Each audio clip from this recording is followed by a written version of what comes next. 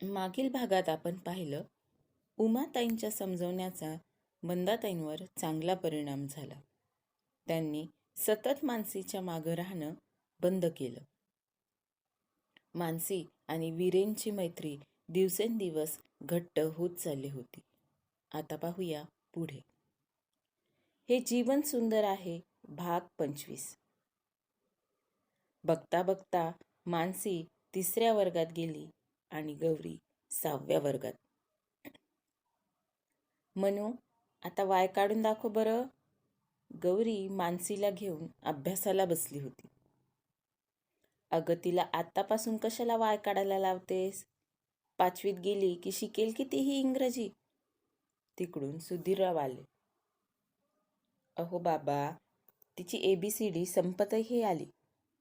मनू, बाबांना तुझी पाटी दाखव बघू, गौरी म्हणाली. मानसीनं तिची पाटी दाखवली. अगदी सुवाच्य अक्षरात तिनं ABCD लिहिली होती. अरे वा, खूपच सुरेख. एवढ्या लवकर मानसी इंग्रजी लिहायला शिकली देखील? सुधीररावांना आश्चर्य वाटलं. हो बाबा, मी शिकवली तिला आणि गणितही शिकवलंय. आपली मनू खूप हुशार आहे. तिला सगळं लवकर लक्षात राहतं.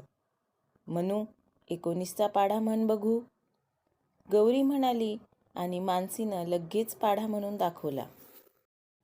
मानसीची अचाट बुद्धिमत्ता बघून सुधीररावांना सुखद धक्का बसला. त्यांच्या डोळ्यात आनंदाचे अश्रू आले. हुशार आहेत मुली. त्यांची बुद्धिमत्ता वाया न जाऊ देणं आता माझ्याच हातात आहे, सुधीरराव मनाशीच म्हणाले. सुधीरराव आणि सत्येंद्र गावाच्या विकासासाठी भरपूर कामं करत होते. पण चांगलं काम करणाऱ्यांना लोक त्रास देतात, अगदी त्याचप्रमाणे गावातले समाजकंटक त्यांच्या सत्कार्यात अडथळे निर्माण करू लागले. गावातल्या शाळेचे वर्ग वाढवण्याचं स्वप्न सुधीरराव आणि सत्येंद्रनं पाहिलं होतं. पण समाजकंटक लोक त्याला विरोध करत होते.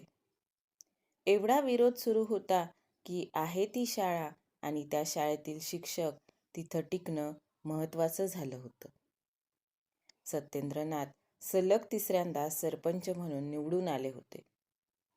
समाजकंटकांनी सत्येंद्रबद्दल गावकऱ्यांच्या मनात रोष भरून द्यायला सुरुवात केली होती. त्यामुळं सत्येंद्रनं कोणत्याही कामाला सुरुवात केली की गावकरी त्यात मोडता घालत होते. एक दिवस ग्रामसभा आटपून सुधीरराव घरी आले. त्यांच्या चेहऱ्यावर चिंता अगदी स्पष्ट दिसत होती. उमाताई वीरेनला घेऊन मंदाताईंकडे आलेल्या होत्या. मंदा, भाऊजी आले बघ. तू त्यांच्या चहा पाण्याचं बघ. मी निघते घरी. वीरेंचे बाबाही आले असतील कदाचित. सुधीरराव घरात आले तसं उमाताई आपल्या घराकडे जायला निघाल्या. छोट्या वीरेंनं मानसीला वाड्याच्या दरवाजातून हात हलवून बाय केलं. सुधीरराव बैठकीच्या खोलीत मागे हात बांधून फेऱ्या मारत होते. त्यांचा चेहरा अगदी त्रासिक दिसत होता. काय झालं? कोणती विवंचना मागं लागली? ग्रामसभेत काही झालं का? मंदाताईंनी काळजीनं विचारलं. किती स्वप्न पाहिली होती मी. आपल्या गावाला एक आदर्श गाव बनवायची. पण गावकरी साथ देतील, ऐकतील तर सगळं होईल ना. सुधीरराव त्रासिकपणे बोलत होते. चांगलं काम करताना थोडाफार विरोध होणारच, मंदाताई म्हणाल्या. मंदा, थोडा विरोध हवाच. पण आजकाल कुणी काहीच ऐकून घेत नाही. गावकऱ्यांच्या मनात कोण नसत्या शंका कुशंका टाकतं देव जाणे. आजकाल किती समजावून सांगितलं तरी काहीच फरक पडत नाही या लोकांना. मला माहितीये हे सगळं कोण करतंय, सुधीरराव म्हणाले. कोण? मंदाताईंनी विचारलं. पाटील. निवडणूक हरले त्याचा वचपा काढत आहेत ते. गावातली काही टुकार पोरं हाताशी घेतली आहेत त्यांनी. मग काय, ते लोक बरोबर सगळीकडं विष पेरायचं काम करतायत. सुधीरराव हतबल होऊन बोलत होते. मग आता काय करायला हवं? मंदाताईंनी विचारलं. मंदा, गावातलं वातावरण आता पहिलेसारखं राहिलं नाही. मी उद्याच शहरात जातो. सुधीरराव बोलत होते. मंदाताईंनी त्यांचं वाक्य मध्येच तोडलं. शहरात? कशाला? मुलींसाठी चांगल्या शाळेत चौकशी करून येतो. आपण मुलींना शहरात शिकवू. इथं राहून त्यांची काहीच प्रगती होणार नाही. आपली मनू बघ, तिसरीत असूनही तिला 6वी-7वीतला सगळा अभ्यास येतो. इथं राहून तिच्या बुद्धिमत्तेचा ऱ्हासच होणं आहे. आणि गावकऱ्यांना जेवढं पुढं नेण्याचा प्रयत्न करतोय ते तेवढे मागं जात आहेत. जी शाळा सध्या सुरू आहे ती टिकली तरी बरं असंच म्हणावं लागेल. तसंही गौरी 6वीत आहे. पुढच्या वर्षी तरी शाळा बदलावी लागेल. त्यापेक्षा आत्ताच बदलून घेऊ.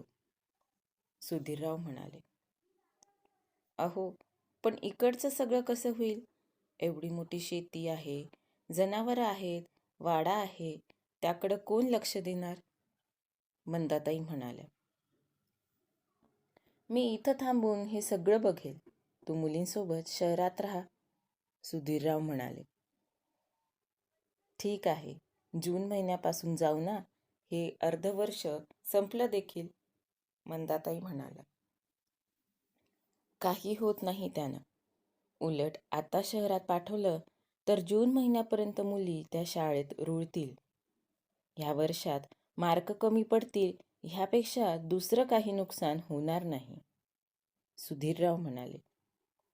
पण मंदाताईंचं वाक्य सुधीररावांनी अर्धवटच तोडलं. बस, ठरलं आता. ह्यावर अधिक चर्चा नको. मी उद्या शहरात जाऊन येईल. नेहमीप्रमाणे सुधीररावांनी आपला निर्णय सांगून दिला. मी काय म्हणत होते? मंदाताई अडखळत बोलत होत्या. बोल ना, सुधीरराव म्हणाले. नाही, म्हणजे सत्येंद्र भाऊजीसोबत बोलले का तुम्ही? ते वीरेनला शहरात शिकवायला तयार असतील तर तेवढीच उमा मला सोबतीला होईल. एवढ्या मोठ्या शहरात एकटीला 2 मुली सोबत घेऊन राहायचं, मला भीती वाटते थोडी. मंदाताई म्हणाल्या. त्यात घाबरण्यासारखं काय आहे? शहरात माणसंच राहतात ना, की प्राणी संग्रहालयातले प्राणी राहतात? सत्येंद्रला बोललोय मी. पण आबासाहेब ह्या गोष्टीला होकार देतील असं वाटत नाही. ते थोडे जुन्या विचारांचे आहेत. कुटुंबानं एकत्र राहिलं पाहिजे या मताचे आहेत. बघू. सत्येंद्र काही आबासाहेबांच्या शब्दापुढं जायचा नाही. त्यांचं जे ठरल ते ठरल. आपलं मात्र पक्क ठरलं. मी उद्या शहरात जाऊन येतो. तुम्ही तयारीला लागा. सुधीरराव म्हणाले. मंदाताईंच्या मनाची घालमेल सुरू झाली. पटकन जाऊन उमाला सगळं सांगावं आणि तिलाही शहरात यायला तयार करावं असं मंदाताईंना वाटलं. त्यांनी खिडकीतून बाहेर पाहिलं. सूर्य मावळतीला गेला होता. संध्याकाळ झाली होती. मंदाताई उठून देवघरात गेल्या. त्यांनी देवासमोर दिवा लावला.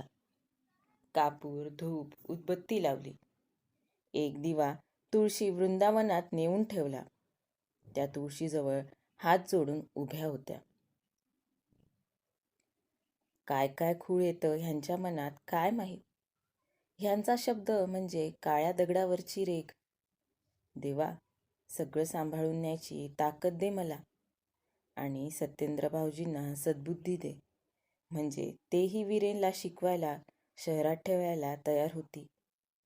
मंदाताईंनी प्रार्थना केली. ठरल्याप्रमाणे दुसऱ्याच दिवशी सुधीरराव शहरात गेले. शहरातील काही नामांकित शाळेला भेटी देऊन त्यांनी गौरी आणि मानसीचे नाव एका शाळेमध्ये नोंदवले आणि परत गावी आले. चला, ॲडमिशन झाली एकदाची. खरं तर असं अर्धवर्ष संपल्यावर ॲडमिशन मिळेल की नाही याची शंकाच वाटत होती. पण मिळाली एकदाची ॲडमिशन.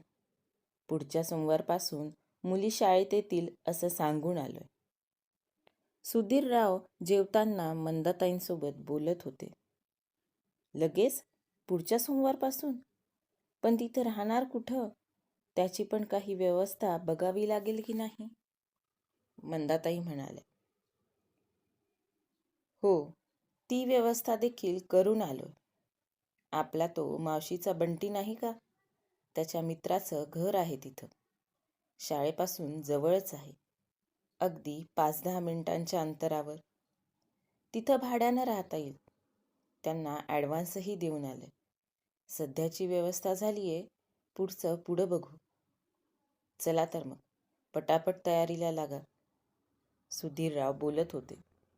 बोलता बोलता त्यांनी गौरीला आवाज दिला. गौरी धावतच त्यांच्याजवळ आली. गौरी, आता आपण नवीन शाळेत जाणार बरं. तू आणि मानसी. खूप चांगला अभ्यास करायचा. मानसीच्या अभ्यासाकडं जसं लक्ष इकडं देतेस ना, तसंच त्या शाळेत गेल्यावरही द्यायचं. सुधीरराव गौरीला सांगत होते. गौरी मात्र नुसती मान डोलवत होती. मंदाताई अनिच्छेनं शहरात जायच्या तयारीला लागल्या. मायेनं जोपासलेला वाडा, इथली माणसं, हे गाव सोडून जाण्याची त्यांची मुळीच इच्छा नव्हती. पण सुधीररावांपुढं त्यांचं काही चालत नव्हतं.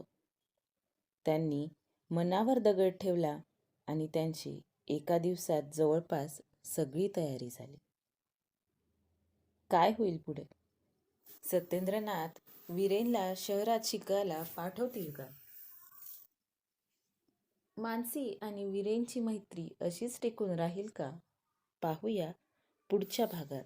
आजचा भाग कसा वाटला कमेंट करून नक्की सांगा. धन्यवाद.